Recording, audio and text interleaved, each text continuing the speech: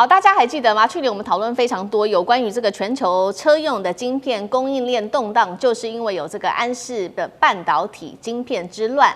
现在第二回合可以说是正式开打了吗？因为最新来自于荷兰法院针对安氏又开始动刀硬抢，那文泰则是中国大陆方面全面的做反击。我们来看到这一场安氏之乱，现在还没完毕哦。荷兰的最高法院最新做了一个判决，他说要维持暂停安氏半导体执行长张学正的职务，现在还是给他停摆在那边，这是第一件事情。第二件事情，他说要冻结中资母公司的表决权。好，那现在的时间点其实也是非常的敏感，因为我们来看到荷兰自己最近在内部政治上面有了一些新的变化。首先是他的新内阁即将上任那大部分现在根据观察呢，都是对中比较强硬派的一些人。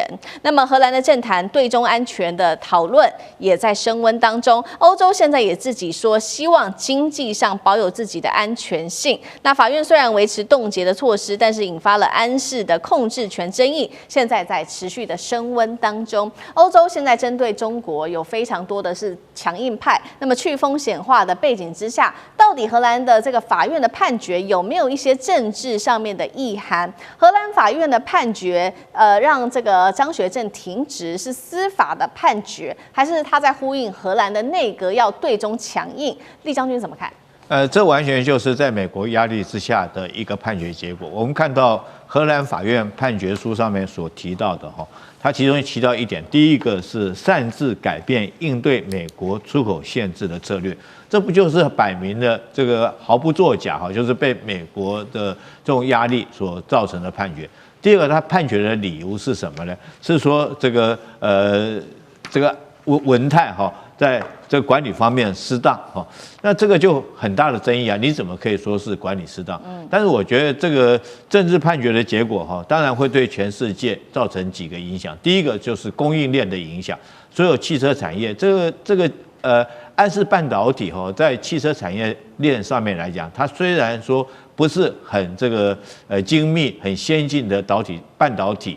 但是很先进的汽车晶片可是它确实是汽车供应链不可或缺的一环。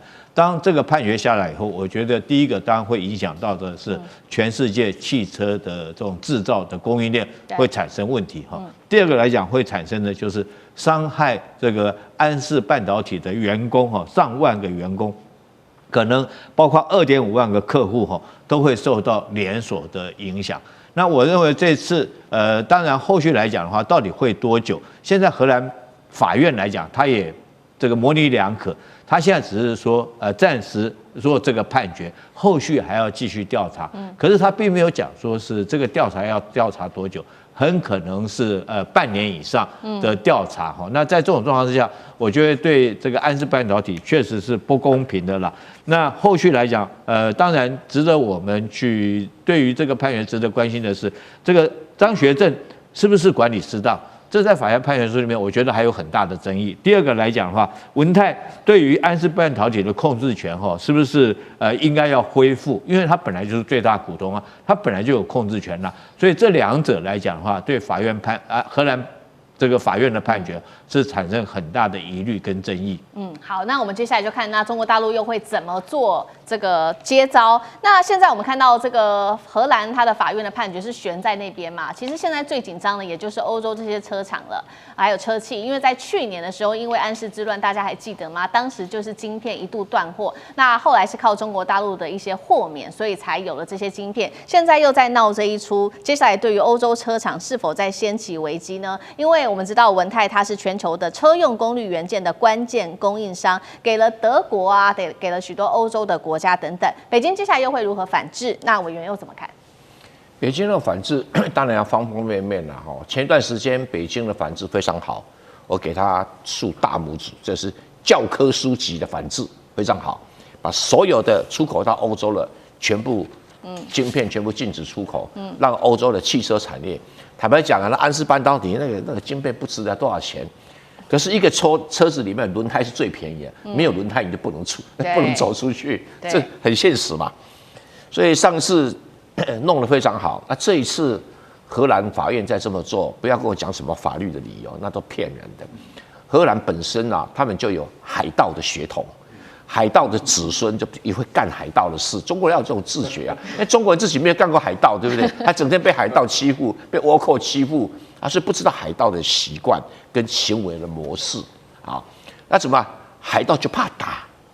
第一个，中国可以在全世界任何国家，只要他从荷兰直接有业务来往的，全部提起法律诉讼假扣押，拿钱跟他对赌，因为这种打官司是要花钱的。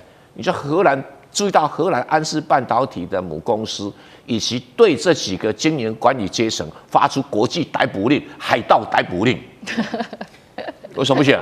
谁说不写？对啊。那高管就是海盗嘛，都荷兰人跟欧洲人嘛，就发起国际逮捕令，以土匪强盗之名来逮捕，他抢公司的经营权嘛，为什么不行？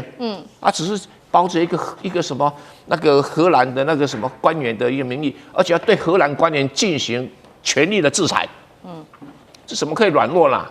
欺人太甚嘛！对付海盗就要对付海盗的方法啊！你可以先文明。让欧洲产生晶片危机，那接下来安氏半导体还是有一定的产能，出口到哪里？对不起，全部扣押，全部扣押啊！你要帮助张学正啊！现在不是张学正个人的问题，就像是孟晚舟不是个人的问题啊！孟晚舟当时中国大陆怎么做？你加拿大人耍赖皮我就扣押你2个加拿大人，你不放我就把他判死刑，看你有没有放，那不能跟这些国家讲道理。你跟他讲法律、讲道理他可以跟你掰了一大堆掰了一大堆，像维基百科一样，你应付不来了。他们只听信实力。当他们拿出刀子的时候，你就要拿出斧头；当他们拿出斧头的时候，你就要什么？把长刀拿出来。这些人只听得懂东西，你要知道这些海盗的子孙，他们真的只听得懂这种东西。好，所以确实现在中国大陆也就不再听信这个荷兰地方法院，也不再走荷兰地方法院这一套了。他就是完全把这件事情交给了国际来做仲裁，并且呢，对荷兰接管安氏半导体索赔了80亿美元的金额已经上升到国际法的层级的对抗了。接下来这一场国际法如何走？赖老师又怎么看？我记得我们有一句话都叫 "Go Dutch" 嘛，那 Go Dutch 基本上来讲，当然现在年轻人已经开始都用 Go Dutch， 对不对？但事实上这句话就是从荷兰来的，因为荷兰是整个欧洲人都公认的最小气的、最刻薄的，然后只为自己考虑着想的，这个我们都知道。我记得我在法国留学的时候，我们有很多朋友、同学，他们到荷兰去做生意，他们都只相信现金交易。我的台湾的朋友他们那时候做电脑，他们只相信现金交易。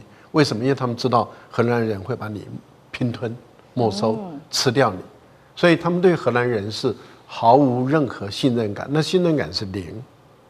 我这是亲身经历，我的好朋友几个台大学电机的，他们去荷兰做生意的时候，他们最清楚的知道，他们说有利可图，但是一定要看到货。而且一手拿货，一手给钱。他说他们会吞掉人这个是他们在那边工作的经验。我顺着这个委员讲的，你看荷兰这次引用的是罕见的法律，1950年代从来没有出现的法律。就1950年代有一条条款，他引用这个条款来对于这个文泰、对安氏下手，这代表什么？